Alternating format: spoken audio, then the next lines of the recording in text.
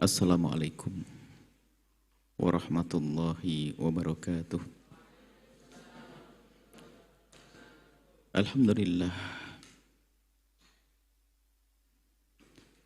alladzi akrama man syaa min ibadihi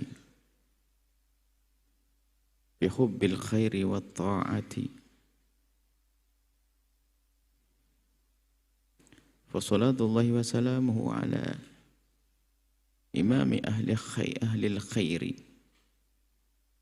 habibina sayyidina Muhammadin wa ala alihi wa ashabihi wa tabi'ina lahum bi ihsanin ila yaumiddin.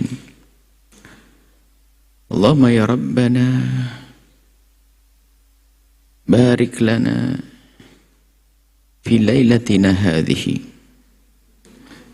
wa barik lana ya Rabbana fina, barik lana ya Rabbana fi qulubina wa fi ajsadina wa fi ahlina fi amwalina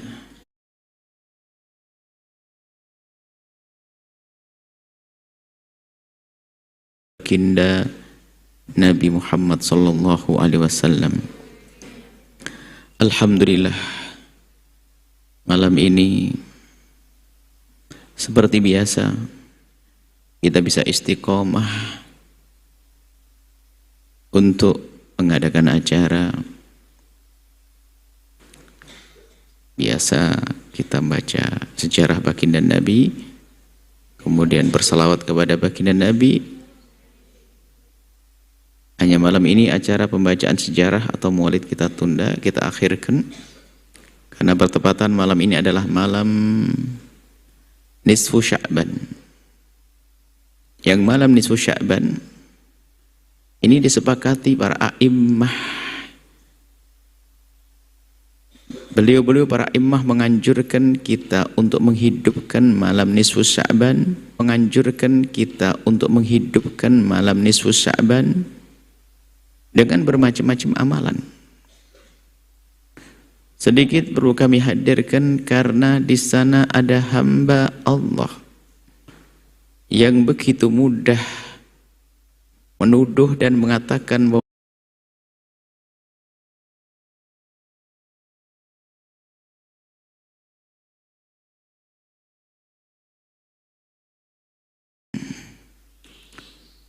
Ibnu Majah dan Imam Al-Baihaqi, "Idza kanat lailatun nisfi min Sya'ban fakumu lailaha wa sumu naharha," misalnya.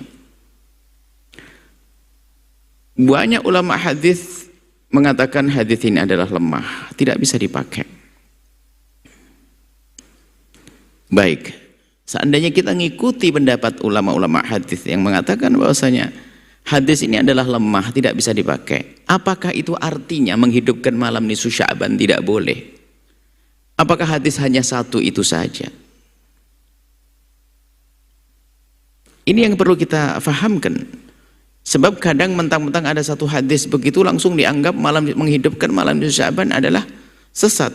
Para ulama waktu mengatakan dianjurkan, disunahkan, Imam Syafi'i dan yang lainnya mengatakan sunnah, dianjurkan menghidupkan malam nisfu Sya'ban. Mereka, beliau-beliau orang-orang yang sangat mengerti tentang hadis. Bisa jadi memang sandarannya bukan hadis ini, karena hadis ini dikatakan lemah. Oke, tapi bukan berarti tidak ada sandaran hadis yang lain.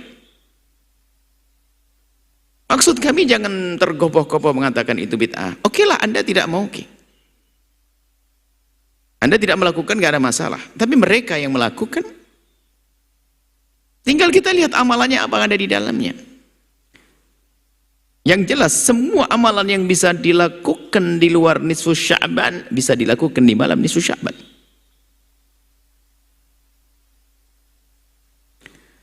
Ada hadis yang lain, banyak hadis. Dalam indahnya memahami perbedaan ulama, hadis yang dikatakan hadis lemah sengaja juga kami hadirkan, dan dengan jujur kami sampaikan banyak ulama mengatakan hadis ini adalah lemah. Oke, tapi kan bukan itu saja yang kita hadirkan, ada hadis yang lain. Di antaranya hadis riwayat Ibnu Majah juga, Baihaqi, dan banyak. Di antaranya hadis yang berbunyi, Innallaha la yattali'u fi lailatin nisfi min Sya'ban wa yaghfiru li jami'i khalqihi illa li musyrikin aw musyahin. Kalau hadis yang ini, kebanyakan ahli hadis mengatakan hadis ini adalah sah, benar. Memang ada yang mendhaifkan. Baik, anggap saja satu hadis ini saja. Anggap saja hadis yang lain yang tidak boleh dipakai, tapi hadis ini. Waktu baginda Nabi menyebutkan Allah la yattali'u, Allah melihat. Allah setiap saat melihat. Akan tapi di saat disebutkan dengan takbir khusus, ungkapan khusus, tentunya juga melihat dengan pandangan khusus. Apa pandangan khusus itu? Pandangan pengampunan tadi di malam nisfu Sya'ban. Artinya kalau malam ini nggak ada bedanya dengan malam yang lain, nggak akan ada ungkapan hadis semacam itu. Waktu Nabi mengungkapkan hadis tersebut, Allah melihat dengan pandangan khusus, ini menunjukkan bahwa malam ini ada kelebihannya dong, ada keistimewaannya. Dari hadis semacam inilah difahami oleh para ulama. Lalu bagaimana agar kita mendapatkan keistimewaannya? Tidur, nongkrong, ya enggak dong. Kalau urusan dengan Allah ya beribadah. Anda mungkin boleh tidak berzikir, tapi sedekah deh berapa puluh juta bagi-bagi fakir miskin, sah. Yang penting malam ini adalah malam bagaimana kita melakukan kebaikan-kebaikan agar kita masuk dalam golongan orang yang fayaghfiru. Kemudian Allah mengampuni li jami'i khalqi, semua makhluknya diampuni oleh Allah. Semua makhluknya akan diampuni kecuali dua golongan orang yang tidak diampuni. Yang pertama adalah musyrikin, orang yang menyekutukan Allah. Maka dalam bacaan Yasin tadi kita membaca surat Yasin, minta kepada Allah, kita tawassul dengan surat Yasin dengan amal soleh yaitu surat Yasin, agar dijaga iman kita dan kita dijauhkan dari kesyirikan. Supaya apa? Supaya kita di hari ini, malam ini mendapatkan pengampunan dari Allah, dan kita semuanya sangat memerlukan pengampunan dari Allah. Karena dosa terus kita lakukan, sesaat dengan mata kita, sesaat dengan telinga kita, sesaat dengan lisan kita, dan seterusnya. Al-musyahin, yang diampuni oleh Allah semuanya kecuali yang menyekutukan Allah, dan musyahin yang punya kebencian dan kedengkian kepada sesama. Maka dari, kalau tidak salah, yang kedua kita baca surat Yasin, kita niatkan semoga Allah menghilangkan kebencian dan kedengkian serta dendam di hati kita. Karena malam ini perlu kita untuk minta kepada Allah, itu sangat perlu, agar kita mendapatkan pengampunan dari Allah Subhanahu wa taala. Kemudian yang ketiga, kita membaca tadi surat Yasin, diniatkan semoga, ini babnya kenapa kok milih surat Yasin? Sebetulnya boleh surat apa saja. Sebab itu namanya kalau dalam pembahasan ilmu syariat dalam Islam namanya tawassul dengan amal soleh. Kalau memang ada waktu baca Quran seutuhnya, khatam, baru minta ya Allah panjangkan umurku, bisa saja. Kenapa Yasin? Ya, pertama Yasin sangat mudah, orang rata-rata hafal Yasin. Di samping memang ada di sana riwayat ada tentang keutamaan Yasin. Semua ayat keutamaannya luar biasa. Yang ketiga kita baca surat Yasin adalah dengan niat semoga Allah memberikan pada kita umur panjang, lapang rizki, agar mudah berdakwah. Itu yang kita hadirkan. Adapun memang di sana ada para ulama menjelentreh niat itu ada tiga. Pertama niat agar lapang rizki, yang kedua panjang umur, yang ketiga kuat iman. Terserah, bebas, gak ada masalah. Hanya dalam tuntunan itu sengaja kami hadirkan. Karena apa? Kita tidak ingin masuk golongan yang tidak diampuni, yaitu menyekutukan Allah dan membenci dan mendengki. Maka kita minta agar dijauhkan oleh Allah dari itu. Sehingga kita hadirkan dalam niat waktu kita baca surat Yasin. Tidak harus surat Yasin dibaca alam boleh, Baqarah boleh. 3 kali Baqarah kan lumayan, bisa 6 jam. Bagus. Harus paham makna itu. Kita bisa amalan apa saja yang bisa kita lakukan di luar bulan Sya'ban, boleh lakukan. Kemudian lihat tadi yang kita sampaikan hadis dikatakan para ulama, anggap saja oke, hadis lemah. Yang katakan bangunlah malam harinya, menghidupkan malam harinya dan siang harinya puasa, anggap saja lemah. Oke. Lalu apakah besok boleh puasa? Boleh, siapa yang melarang? Hadis yang lemah, berpuasa tidak bersandarkan hadis itu bisa kok, banyak. Besok adalah tanggal 15, Nabi mengajarkan bahasanya kita dianjurkan untuk puasa hari putih. Ayyamul bid, puasalah di hari putih. Jadi niatkan, makanya besok yang ingin puasa, niat puasa Yaumul Bid, hari putih.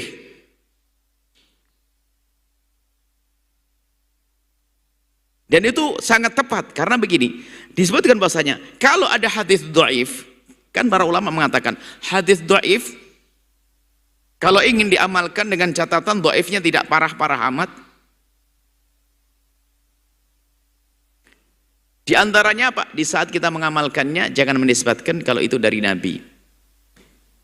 Itu. Tapi untuk mengamalkannya harus ada sandaran berarti. Ini kan ada sandarannya. Apa tadi? Melakukan puasa di esok hari atas dasar itu adalah hari-hari putih. Hari putih itu adalah 13, 14, lalu berapa? 15. Ini hanya sedikit kami jelentrehkan bahwasanya sandaran-sandaran amalan itu ada. Ibnu Hajar misalnya Al-Haytami, fakih kita, imam kita dalam urusan fikih, memang mengkritisi, tapi mengkritisi kan bagian daripada amalan. Misalnya mengkritisi tentang sholat yang berpuluh-puluh rakaat, tapi beliau tidak mengatakan menghidupkan malam Syaban nggak boleh, enggak. Mereka tetap mengatakan dianjurkan. Hanya beliau mengajari kita agar menghindarkan dari hal-hal yang misalnya sholat-sholat yang tidak datang dari Nabi SAW. Lalu ngapain lakukan? Lakukan sholat yang lainnya. Saya biasa sholat 500 rakaat, ya lakukan sholat. Niatnya kan bebas saja. Niat sholat, niat mutlak juga boleh kok. Kalau Ibnu Hajar mengatakan tidak ada sholat raghaib, biarpun disebutkan Ihya Ulumuddin, itu khilaf di antara para imam. Oke, kita bisa melakukan sholat tanpa niat itu semuanya. Biar tidak dimarahi oleh Imam Ibnu Hajar, dan juga Imam Ghazali nggak marah ke kita, ibaratnya begitu. Lalu apa? Lakukan sholat sunnah mutlak, sholat sempurnakan witirnya menjadi 11 rakaat, sholat tasbih, masih banyak sholat bisa lakukan.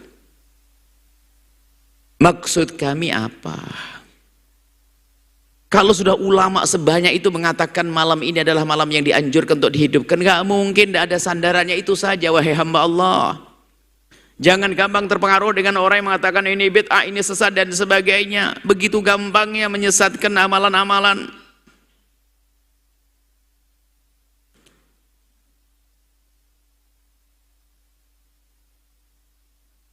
Jadi ayo kita mengamalkan dengan penuh keyakinan. Di samping itu memang kita juga tidak boleh marah-marah kepada orang yang tidak mengamalkannya, karena bukan sebuah kewajiban. Nah, kemudian ini berkenaan dengan masalah dalil-dalilnya, ya singkatnya semacam itu. Sebetulnya sudah kita hadirkan dalam satu catatan dalam kumpulan indahnya memahami perbedaan ulama. Anda yang tidak biasa menghidupkan malam nisfu Syaban, kami menulis itu bukan ingin menjadikan Anda untuk menghidupkan nisfu, enggak. Kami hanya ingin menjelaskan bahwasanya mereka pelaku-pelaku amalan ini adalah bukan pelaku bid'ah. Anda yang tidak melakukan, tidak kami katakan keluar dari iman, bahkan juga tidak kita katakan salah, enggak. Karena itu sudah amalan kebaikan saja tambahan. Jadi intinya amalan yang kita lakukan di malam nisfu Syaban adalah amalan-amalan apa saja yang bisa kita lakukan di luar nisfu Syaban boleh kita lakukan di dalam nisfu Syaban.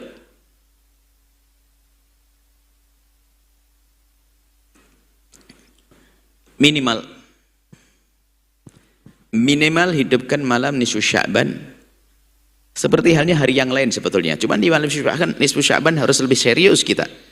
Minimal jangan sampai Anda sholat isya tidak berjamaah, dan jangan sampai sholat subuh tidak berjamaah. Pastikan bahasanya Anda menghidupkan malam ini adalah Anda tutup siang Anda dengan sholat isya berjamaah, Anda buka siang Anda dengan sholat subuh berjamaah, isya berjamaah, subuh berjamaah. Minimal itu. Dan di antara keduanya sudah, jangan melakukan hal yang tidak Allah sukai. Daripada Anda nonton yang tidak-tidak, lebih baik tidur. mulai isya sampai subuh.